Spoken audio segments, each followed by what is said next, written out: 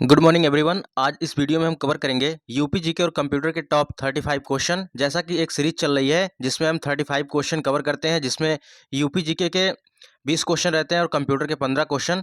और आज इसकी 8वीं वीडियो है, तो आप लोग इस वीडियो को पेशेंस के साथ देखिएगा, क्योंकि जो एक्सरे टेक्नीशियन, डेंटिस्ट और ऑडिटर के एग्जाम लगे हुए हैं 15 दिसंबर और 5 जनवरी को। तो फ्रेंड्स, यह वीडियो आपके लिए काफ़ी इंपॉर्टेंट है और आने वाले टाइम में जितने भी एग्जाम हैं, चाहे जूनियर असिस्टेंट, वीपीओ, स्टेनोग्राफर, सभी में यह क्वेश्चन जरूर से जरूर पूछे जाएंगे। तो आप लोग इस वीडियो को जरूर पेशेंस के साथ देखिएगा। आप इसको रियल टेस्ट मान के सॉल्व भी कर सकते हैं और कमेंट बॉक्स में बता भी सकते हैं कि कितने क्वेश्चन आपके सही हुए।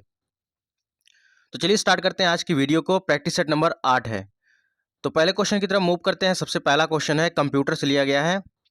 15 क्वेश्चन पहले कंप्यूटर के सॉल्व करेंगे और बिल्कुल एग्जाम के ओरिएंटेड क्वेश्चन है।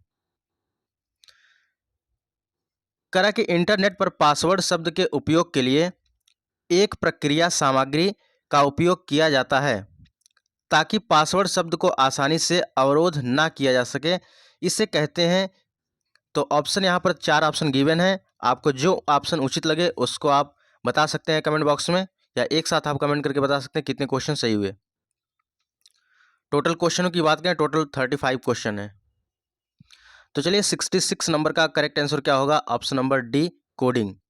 कह रहा है कि इंटरनेट पर पासवर्ड शब्द के उपयोग के लिए एक प्रक्रिया सामग्री का उपयोग किया जाता है ताकि पासवर्ड शब्द को आसानी से अवरोध ना किया जा सके, उसे कहते हैं कोडिंग। जैसे कोई भी पासवर्ड होता है, जनरली आप अपने फ़ोन के यानी मोबाइल में जो पासवर्ड लगाते हैं वो भी आप क्या करते हैं, एक कोडिंग में रखते हैं। या फिर ऐसे कह सकते हैं कि जब कभी ईमेल आईडी आप बनाते हैं, जीमेल बनाते हैं, ठीक है, तो उसमें क्या होता है कि अपने पासवर्ड को आप क्या रखते हैं, अल्फ़ा न्यूमेरिक कीबोर्ड में रखते हैं, ठीक है। कुछ सिंबल भी रहेगा, कुछ अल्फ़ाबेटिकल भी रहेगा, कुछ न्यूमेरिक भी रहेगा। तो उसको आप क्या करते हैं, कोडिंग कर देते हैं। तो वही चीज़ यहाँ पर कह रहा है कि इंटरनेट पर पासवर्ड शब्द के उपयोग के लिए एक प्रक्रिया सामग्री का उपयोग किया जाता है ताकि पासवर्ड शब्द को आसानी से अवरोध ना किया जा सके, उसे क्या कहते हैं, कोडिंग कहते हैं। अगले क्वेश्चन की तरफ मूव करते हैं। नेक्स्ट वन है, निम्नलिखित नेटवर्क टोपोलॉजी में से किसकी संचरण गति उच्चतम होती है? बताना है कि किसमें जो संचरण गति होती है सबसे उच्च होती है। तो 67 का करेक्ट आंसर क्या होगा? ऑप्शन नंबर ए होगा, लैन। यानी लैन का पूर्ण रूप क्या होता है? लोकल एरिया नेटवर्क होता है। तो ऑप्शन नंबर ए करेक्ट होगा, लैन।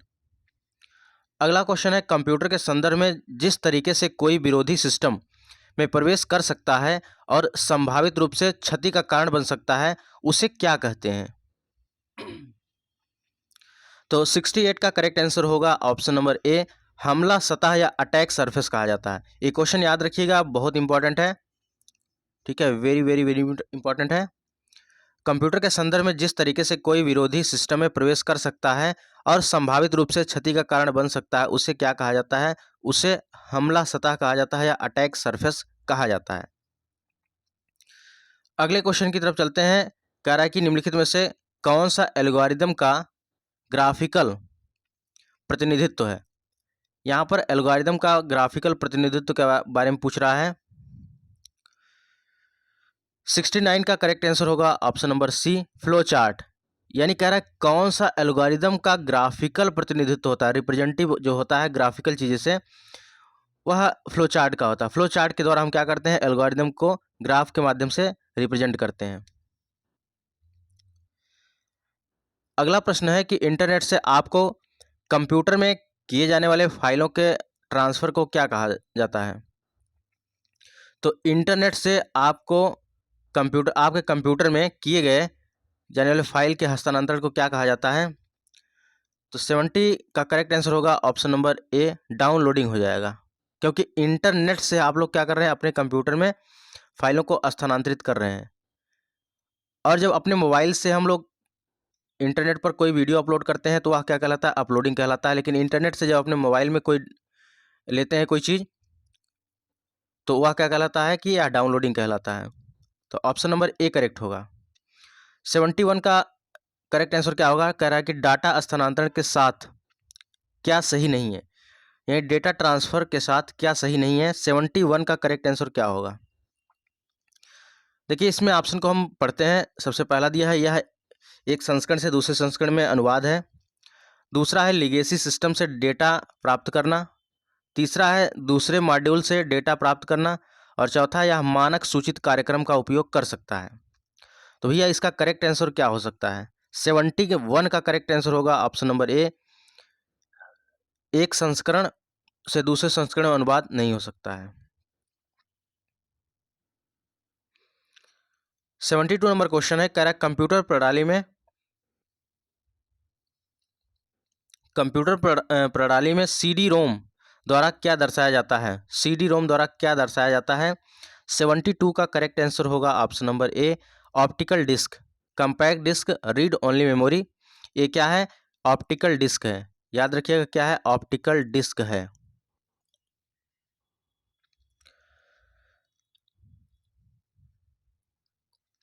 अगले क्वेश्चन की तरफ चलते हैं। अगला प्रश्न है, किसी नार गेट को सार्वभौमिक लॉजिक गेट कहा जाता है, क्यों?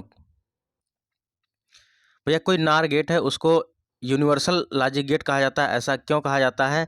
आपके सामने 4 ऑप्शन गिवन है, आपको बताना है कि इनमें से करेक्ट आंसर क्या होगा।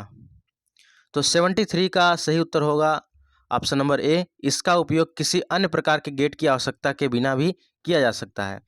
यानी कह रहा ना कि नार गेट को यूनिवर्सल गेट क्यों कहा जाता है? क्योंकि इस गेट का यानी नार गेट का उपयोग किसी अन्य प्रकार के गेट की आवश्यकता के बिना ही किया जा सकता है, इसी की वजह से इसको यूनिवर्सल गेट कहा जाता है। तो right answer will be option number ए होगा। चलिए आगे चलते हैं अगले क्वेश्चन की तरफ। इनमें से कौन सा यंत्र कंप्यूटर के लिए एक इनपुट तथा आउटपुट उपकरण दोनों की भांति कार्य करता है? कौन सा यंत्र है कंप्यूटर के लिए जो इनपुट तथा आउटपुट दोनों तरीके से वर्क करता है? इनपुट आउटपुट दोनों तरीके से वर्क करता है। तो 74 का राइट आंसर होगा option number C, modem. Modem input और आउटपुट दोनों तरीके से वर्क करता है। देखिए एक एक क्वेश्चन अच्छे से याद रखिएगा, डेफिनेटली आपके एग्जाम में यहाँ से प्रश्न देखने को मिलेगा। अगला क्वेश्चन है, किसी संसाधक द्वारा प्रति सेकंड की जा सकने वाली संक्रियाओं की संख्या का निर्धारण किसके द्वारा किया जाता है? इसे मेगाहर्ट्ज या गीगाहर्ट्ज में व्यक्त किया जाता है। तो करेक्ट आंसर क्या होगा 75 का? ए नंबर यानी क्लॉक स्पीड। किसी संसाधक यानी प्रोसेसर द्वारा प्रति सेकंड की जा सकने वाली संक्रियाओं की संख्या का निर्धारण किसके द्वारा किया जाता है? क्लॉक स्पीड के द्वारा किया जाता है, जिसे मेगाहर्ट्ज या गीगाहर्ट्ज में व्यक्त करते हैं। अगला प्रश्न है कि स्प्रेडशीट में जटिल गणनाओं को सेट करने का एक आसान तरीका क्या है? स्प्रेडशीट में अगर जटिल गणनाएं कॉम्प्लेक्स चीज़ें हैं उसको सेट करने का एक आसान तरीका क्या है? तो 76 का राइट आंसर होगा फंक्शंस, यानी फंक्शन का यूज करके हम जटिल गणनाओं को आसानी से सेट कर सकते हैं। अगला प्रश्न है, कंप्यूटर की दूसरी पीढ़ी किस पर आधारित है? अच्छा, इसके पहले हमने वीडियो जो करवाया था इसी प्रैक्टिस सेट में, लगभग तीसरा या चौथा था, उसमें हमने कंप्यूटर की पीढ़ी से जितना क्वेश्चन बन सकता था उसको हमने अच्छे से डिस्क्राइब किया था। फिर यहाँ पर एक बार कर दे रहे हैं ताकि यहाँ पर आपको अच्छे तरीके से याद हो जाए। कंप्यूटर की दूसरी पीढ़ी में किस चीज का प्रयोग किया गया था? तो इसमें ट्रांजिस्टर का प्रयोग किया गया था, यानी प्रथनकों का प्रयोग किया गया था। ऑप्शन नंबर बी करेक्ट हो जाएगा। लेकिन अब बात पीढ़ी की आई तो यहाँ पर पीढ़ी से जितने क्वेश्चन बन सकते हैं हम एक साथ इसको कवर कर देते हैं। कंप्यूटर की अभी तक 5 पीढ़ियाँ आई हैं। अगर पहले पीढ़ी की बात करें तो पहली पीढ़ी की शुरुआत 1942 से लेकर 1955 तक मानी जाती है। ओरिएंटेड डेट है, इसको आप याद रखिएगा, एग्जैक्ट इन्फॉर्मेशन, ठीक है, एग्जैक्ट है ये चीज़। 42 से 55 इसमें किसका प्रयोग किया गया? वैक्यूम ट्यूब का प्रयोग किया गया। जो एग्जाम में पूछा जाता है उसको हम एक एक पॉइंट में याद करवा दे रहे हैं आपको। अगर इसकी पीढ़ी का समय पूछे 42 से 55 और इसमें किसका प्रयोग किया जाता है? वैक्यूम ट्यूब का प्रयोग करते हैं। अब दूसरी पीढ़ी आई तो यह 56 से लेकर 64 तक चली। 56 से लेकर 64 तक, यानी 56 से लेकर 64 तक, 1956 से 1964 तक। इसमें वैक्यूम ट्यूब का प्रयोग की जगह क्या किया गया? ट्रांजिस्टर का उपयोग किया गया। ट्रांजिस्टर का उपयोग किया गया। फिर आई तीसरी पीढ़ी। तीसरी पीढ़ी का अगर समय पूछे तो 1965 से लेकर, ठीक है, 1965 से लेकर 75 तक चला, 1965 से 1975 तक। अच्छा, इसमें किसका प्रयोग किया गया था? आईसी चिप का प्रयोग किया गया था, आईसी चिप। फिर आई चौथी पीढ़ी। चौथी पीढ़ी का अगर समय पूछे तो 1976 यानी 1976 से लेकर 89 तक, यानी 1976 से 1989 तक चला। इसमें माइक्रो प्रोसेसर और VLSI का प्रयोग किया गया। ये याद रखिएगा, किसका? VLSI का प्रयोग किया गया। वहीं पर आगे चलकर जो वर्तमान की बात करें, यह 5वीं पीढ़ी है और 5वीं पीढ़ी का समय 1990 से अब तक माना जाता है। और इसमें जो हम लोग आर्टिफिशियल इंटेलिजेंस पढ़ते हैं, artificial intelligence is also based on 5th generation. और इसमें ULSI का प्रयोग करते हैं। अगर VLSI की बात करें तो यह 4th जनरेशन में, ULSI की बात करें तो यह 5th जनरेशन में इसका प्रयोग करते हैं। आशा करता हूँ याद हो गया होगा। फिर से एक बार क्विक रिवीजन कर देते हैं। पहली पीढ़ी 1942 से 1955 वैक्यूम ट्यूब का प्रयोग किया गया। द्वितीय पीढ़ी 1956 से 64, इसमें ट्रांजिस्टर का प्रयोग किया गया। तीसरी पीढ़ी 1965 से 75 और इसमें IC चिप का प्रयोग किया गया। चौथी पीढ़ी 1976 से 1989 जिसमें माइक्रो प्रोसेसर VLSI का प्रयोग किया गया। और 5वीं पीढ़ी वर्तमान में 1990 से अब तक जिसमें ULSI का प्रयोग किया गया। और जो वर्तमान में आर्टिफिशियल इंटेलिजेंस है यह 5th जनरेशन पर ही बेस्ड है।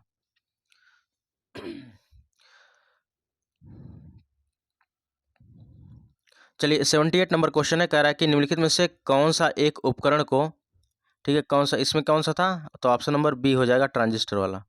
चलिए, निम्नलिखित में से कौन सा एक कंप्यूटर को संक्रमित करने वाला वायरस नहीं है? चलिए, यहाँ पर संक्रमित करने वाला वायरस कौन सा नहीं है? तो 78 का करेक्ट आंसर क्या हो जाएगा? 78, तो ऑप्शन नंबर डी करेक्ट होगा, नार्ट्रॉन। देखिए, मोलिसा ए, लोवगेट, ट्रोजन हार्स, ये सभी क्या है? संक्रमित करने वाले वायरस हैं। लेकिन नार्ट्रॉन क्या है? एक एंटीवायरस है। ऑप्शन नंबर डी करेक्ट होगा। अगला प्रश्न है, विंडोज कीबोर्ड में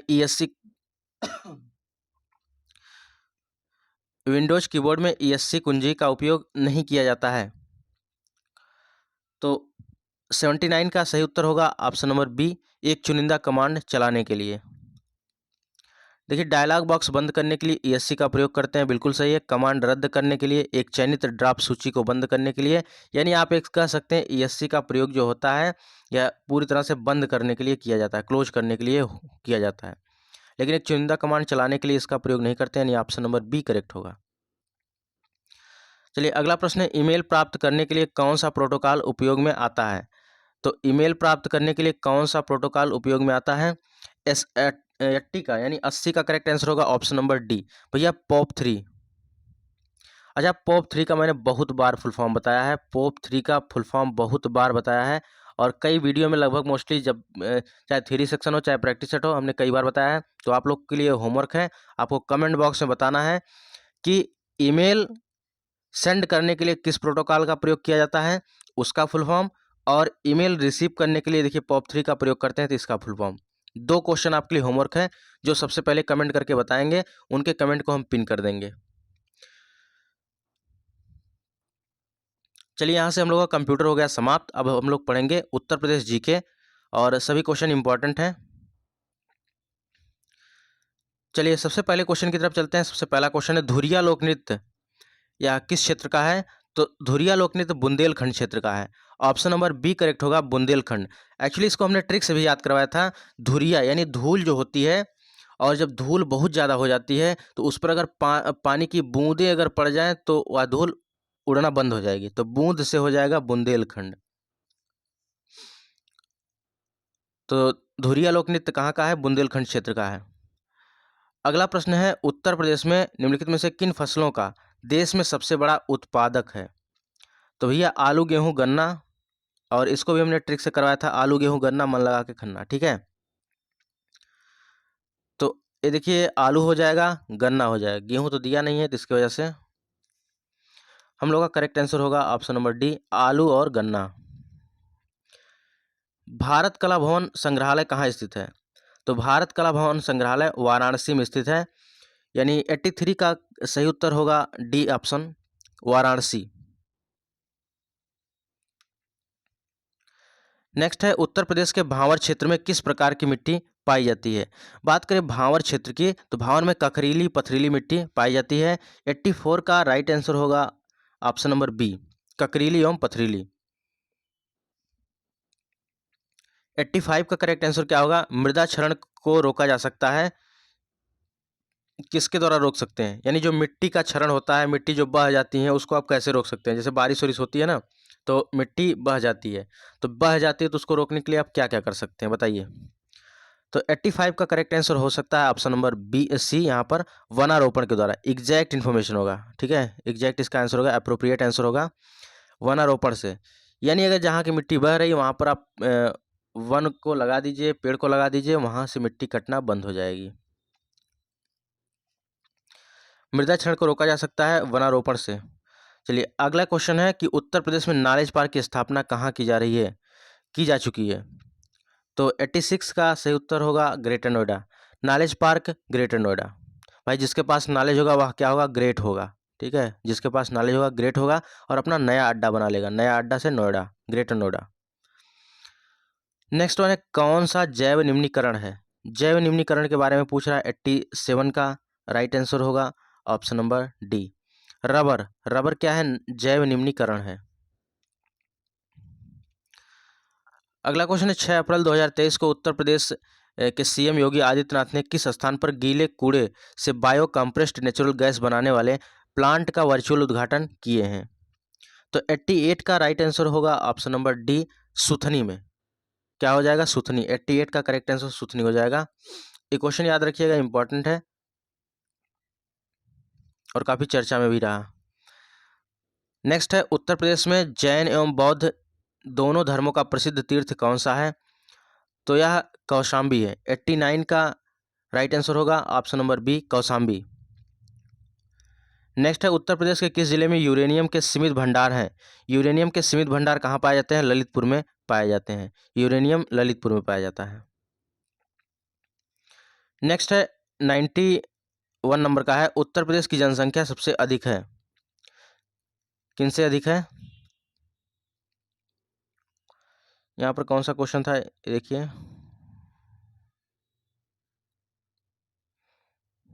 नहीं हमने लगा छूट गया है, नहीं छूटा नहीं है। चलिए अगला प्रश्न है कि मुगल काल में जिस मदरसे से मुस्लिम न्याय शास्त्र की पढ़ाई की विशिष्टता हासिल की है वह स्थित है?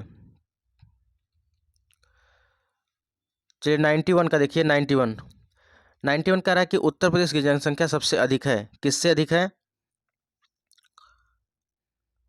तो यहाँ पर देखिए बांग्लादेश, जापान और पाकिस्तान, इन सबसे अधिक है।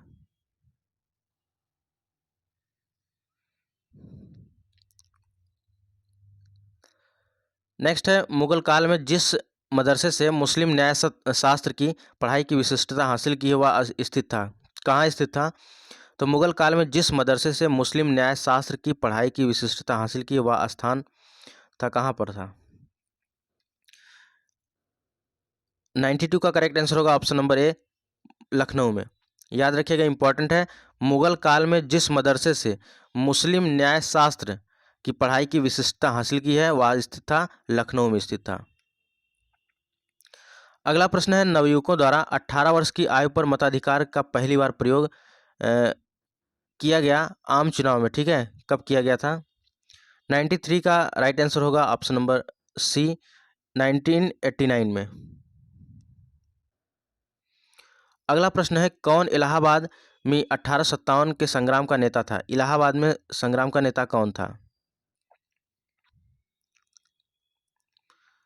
94 का राइट आंसर होगा ऑप्शन नंबर डी, मौलवी लियाकत अली। कौन थे? मौलवी लियाकत अली।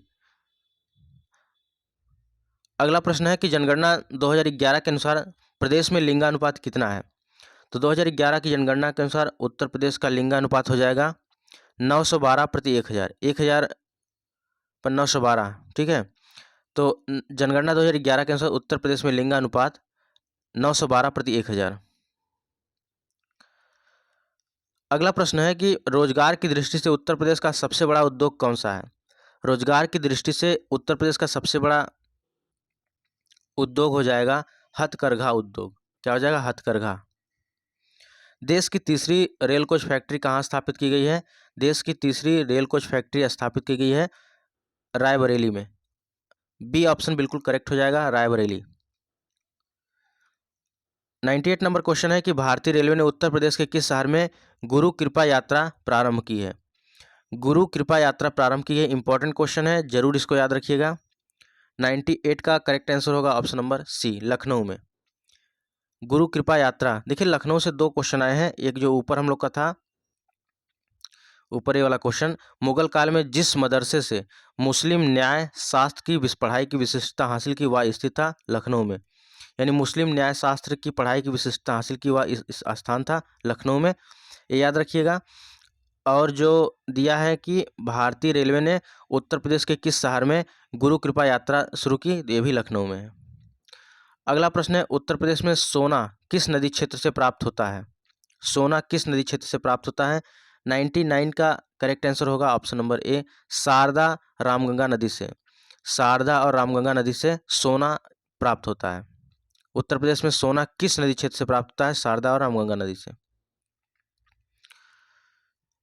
अगला क्वेश्चन है, कह रहा है कि सूची 1 है और इसको सेकंड से मिलान करना है।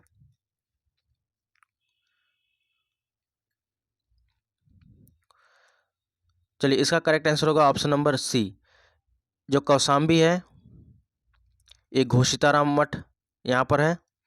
और कुशीनगर की बात करें, कुशीनगर बी का तीसरा रामभर स्तूप है। सारनाथ की बात करें तो यहाँ पर पहला हो जाएगा धम्मेक स्तूप है। और श्रावस्ती का सहेत महत हो जाएगा। तो यहाँ पर आपने मिलान कर लिया, देखिए कौशाम्बी, घोषताराम मठ, कुशीनगर रामभर स्तूप, सारनाथ धम्मेक स्तूप और श्रावस्ती सहेत महत। देखिए जब इस तरह से प्रश्न आए ना, तो जो चीज़ें आती हैं सबसे पहले उसको मिलान कर लीजिए, फिर यहाँ पर मिला लीजिए कौन सा मिल रहा है। तो आप इजली, अगर दो नहीं आएगा तब भी आप मिलान कर सकते हैं इसको। और देखिए इसका नीचे आंसर की दिया गया है, तो आप लोग टेलीग्राम के साथ जुड़िए, टेलीग्राम पर इसका PDF दे दिया जाएगा, वहाँ से आप रिवाइज भी कर सकते हैं।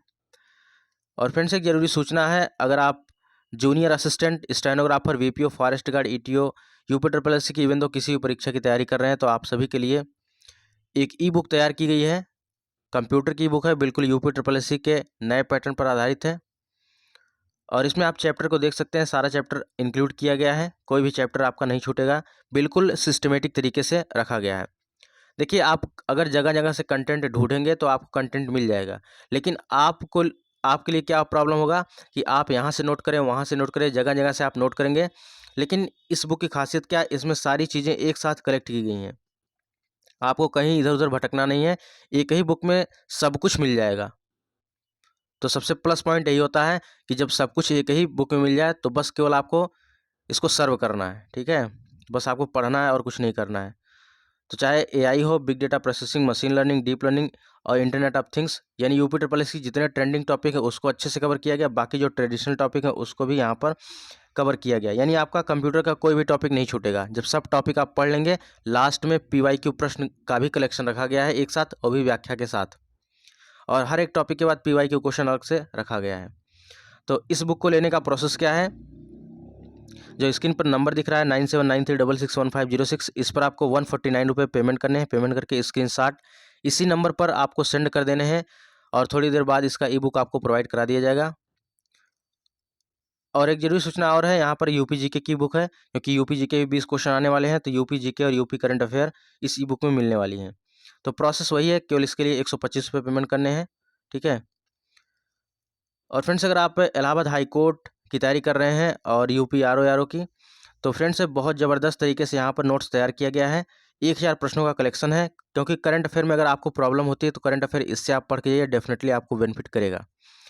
सबसे पहले आपको मंथली वाइज करंट अफेयर मिलेगा, फिर जब आप मंथली वाइज पढ़ लेंगे देन आपको क्या मिलने वाला है, मिक्स टॉपिक मिलेगा, जैसे मिलिट्री एक्सरसाइज, वर्तमान में कौन क्या है, भारत एवं विश्व में पहली बार जो करंट अफेयर की दृष्टि से होता है, जितने भी अवार्ड हो गए, सब कुछ मिक्सड रखा गया है, इंडेक्स हो गया, कुछ भी टॉपिक आपका नहीं छूटेगा। तो इसके लिए आपको क्या करना है, 49 रुपये पेमेंट करने, पेमेंट करके स्क्रीनशॉट इसी नंबर पर सेंड कर देने हैं, ठीक है। ये फ़ोनपे नंबर और व्हाट्सएप नंबर दोनों है। तो फ्रेंड्स ये रही आज की वीडियो, बाकी वीडियो कैसे रही कमेंट बॉक्स में जरूर बताइए, क्योंकि आपका एक कमेंट और एक लाइक हमें नेक्स्ट वीडियो के लिए मोटिवेट करता है। और यह प्रैक्टिस सेट नंबर 8 था, जिसमें हमने UP GK और कंप्यूटर के प्रश्नों को सॉल्व किया। तो मिलते हैं एक नए वीडियो में, तब तक के लिए जय हिंद, वंदे मातरम।